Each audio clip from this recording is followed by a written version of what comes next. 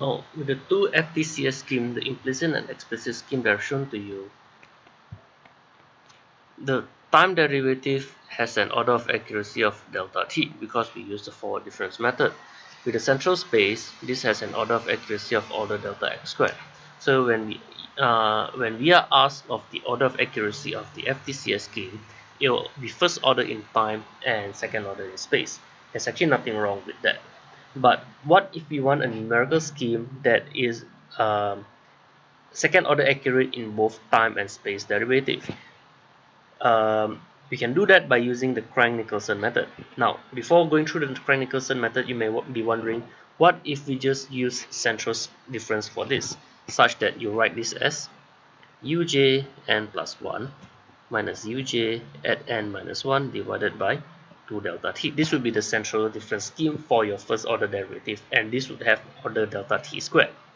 We don't really do this because when you do this, we have a uj of n minus 1.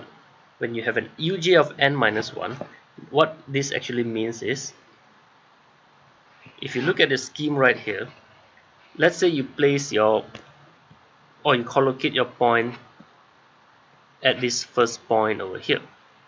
You collocate at n equals to 0. When you collocate at n equals to 0, like what we did with this, you set j equals to 1 and n equals to 0. What happens then is, you have u1 at time level 1 minus u1 at time level negative 1 divided by 2 delta t. So what is the time level at negative 1? We do not have that value because our initial condition says that we know the time value at n equals to 0. So using a central difference scheme to approximate this doesn't really apply. Now, we can actually overcome this by using the Crank-Nicolson method. The Crank-Nicolson method works like this. Suppose that everything in this line here is time level 0, everything at this line is at time level n equals to 1. So we know that each of this grid n has a spacing of delta t. What if we take the midpoint here? So instead of n equals to 0 and n equals to 1, we have n equals to half. And if this is delta t, it also means that at the midpoint, you have delta t over 2, and you have delta t over 2. Okay, so right now we are going to approximate our partial derivative with respect to time.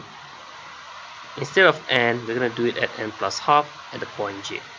Okay, so using central difference scheme, okay, we are approximating at this point.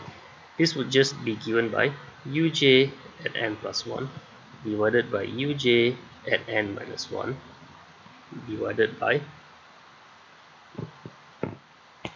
this should be uj at n divided by 2 delta t. In this case, our delta t is delta t over 2.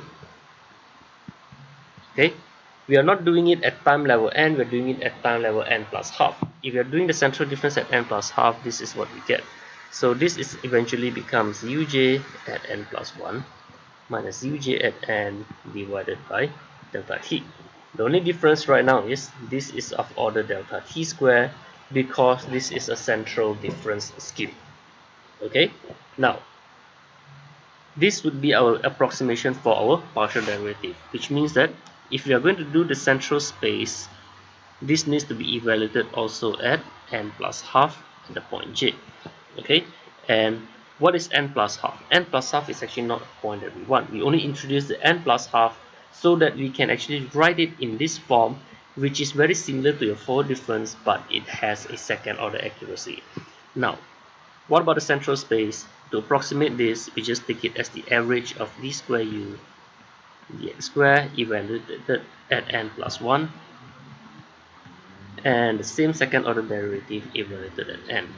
Okay, so if these two, you can approximate it using the central difference scheme, and what we get eventually is we'll get a Crank-Nicolson scheme, which is uj at n plus 1 minus uj at n divided by delta t.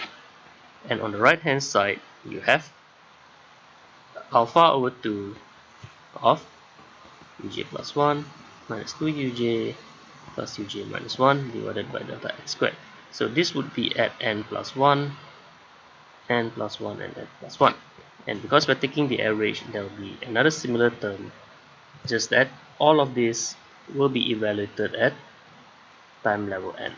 Okay, so for you to solve this, you need to rearrange this again such that n plus 1 is on the left hand side, n is on the right hand side, and because each equation you have 3 unknowns again, you cannot actually solve this directly, and you have to use the approach that we have done with the implicit FTCS scheme where you set up a system matrix. Now, if you're wondering whether this is going to be stable or not, you can do it again. The von Neumann stability analysis, which I can immediately tell you here, is actually given by 1 over 2 alpha delta t over delta x square of sine square k delta x over 2 divided by this. So this is what you get when you apply the von Neumann stability analysis on the Kronecker-Nicolson scheme. I'm not showing you the steps here. I hope that you will do it yourself and you do your revision. So on the numerator you have 1 minus something that is positive, because alpha delta t delta x squared are positive values, sine square is always going to be positive. So you have 1 minus some value divided by 1 plus the same value. So the numerator is always going to be smaller than the denominator, in which case your a here will definitely be less than 1. And if your a is less than 1, your Kronecker-Nicolson scheme is going to be unconditionally stable.